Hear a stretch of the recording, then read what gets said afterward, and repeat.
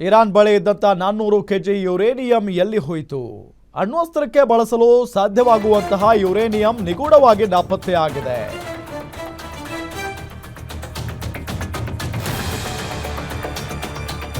ಅಣ್ವಸ್ತ್ರಕ್ಕೆ ಬಳಸುವುದಕ್ಕೆ ಸಾಧ್ಯವಾಗುವಂತಹ ಯುರೇನಿಯಂ ನಿಗೂಢವಾಗಿ ನಾಪತ್ತೆಯಾಗಿರುವುದು. ಇಷ್ಟು ಯುರೇನಿಯಂನಿಂದ 10 ಅಣು ಬಾಂಬ್ ತಯಾರಿಸಲು ಸಾಧ್ಯ. ಅಮೆರಿಕ ದಾಳಿ ವೇಳೆ ಸಂಸ್ಕರಿತ ಯುರೇನಿಯಂ ಸ್ಥಳಾಂತರ ಮಾಡಲಾಗಿತ್ತು.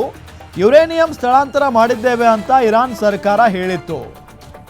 ಅಮೆರಿಕದ ಬಂಕರ್ ಬಸ್ಟರ್ ಬಾಂಬ್ ದಾಳಿಗೂ ಮುನ್ನವೇ ಸ್ಥಳಾಂತರ ಮಾಡಲಾಗಿತ್ತು. ಹಾಗಾದ್ರೆ ಈ ಅಪಾಯಕಾರಿ ಯುರೇನಿಯಂ ಎಲ್ಲಿ ಅಡಗಿಸಿ ಇಟ್ಟಿದ್ದಾರೆ? ಅಮೆರಿಕ ದಾಳಿಗೂ ಮುನ್ನ 16 ಲಾರಿಗಳಲ್ಲಿ ಯುರೇನಿಯಂ ಅನ್ನ ಸಾಗಿಸಿದ್ದಾರೆ ಅನ್ನೋ ಮಾಹಿತಿ ಇದೆ. ಫಾರ್ಡೋ, ನಟಾಜ್, ಇಸ್ಫಹಾನ್ ನೆಲೆಗಳಿಂದ ಯುರೇನಿಯಂನ ಸ್ಥಳಾಂತರ ಮಾಡಲಾಗಿರೋದು. ಮತ್ತೊಂದು ರಹಸ್ಯ ಭೂಗತ ಸ್ಥಳದಲ್ಲಿ ಇಡಲಾಗಿದೆ. ಇರಾನ್ ಬಳಿ ಇದ್ದಂಥ 400 ಕೆಜಿ ಯುರೇನಿಯಂ ಎಲ್ಲಿ ಹೋಯಿತು ಅನ್ನೋದು ಈಗಿರುವಂಥ ಪ್ರಶ್ನೆ. ಅಣ್ವಸ್ತ್ರಕ್ಕೆ ಬಳಸಲು ಸಾಧ್ಯವಾಗುವಂಥ ಯುರೇನಿಯಂ ನಿಗೂಢವಾಗಿ ನಾಪತ್ತೆಯಾಗಿದೆ. ಇಷ್ಟು ಯುರೇನಿಯಂನಿಂದ 10 ಅಣು ಬಾಂಬ್ ತಯಾರಿಸಲು ಸಾಧ್ಯವಾಗುತ್ತೆ. 10 ಅಣು ಬಾಂಬ್.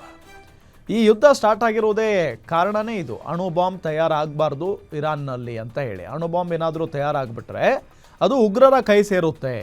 ಉಗ್ರರ ಕೈ ಸೇರಿದ್ರೆ ಜಗತ್ತೇ ಸರ್ವನಾಶವಾಗಿ ಹೋಗ್ಬಿಡುತ್ತೆ ಅನ್ನೋದು ಬೆಂಜಮಿನ್ ನೆತನ್ಯಾಹು ಹೇಳ್ತಾ ಇರುವಂಥ ಮಾತು, ಇಸ್ರೇಲ್ ಹೇಳ್ತಾ ಇರುವಂಥ ಮಾತು.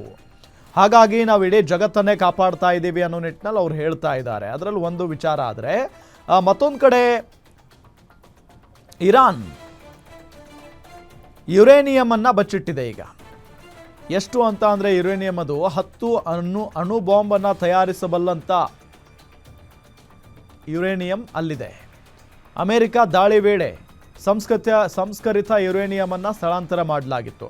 ಅಂದರೆ ಅಣುಸ್ಥಾವರಗಳ ಮೇಲೆ ಅಮೆರಿಕ ದಾಳಿಯನ್ನು ನಡೆಸುತ್ತೆ, ಛಿದ್ರ ಮಾಡಿ ಹಾಕುತ್ತೆ. ಅದಕ್ಕಿಂತ ಮೊದಲೇ ಸ್ಥಳಾಂತರ ಮಾಡಲಾಗಿತ್ತು ಸಂಸ್ಕರಿತ ಯುರೇನಿಯಂ ಅನ್ನೋದು ಗೊತ್ತಾಗ್ತಾ ಇರುವಂಥ ಸಂಗತಿ.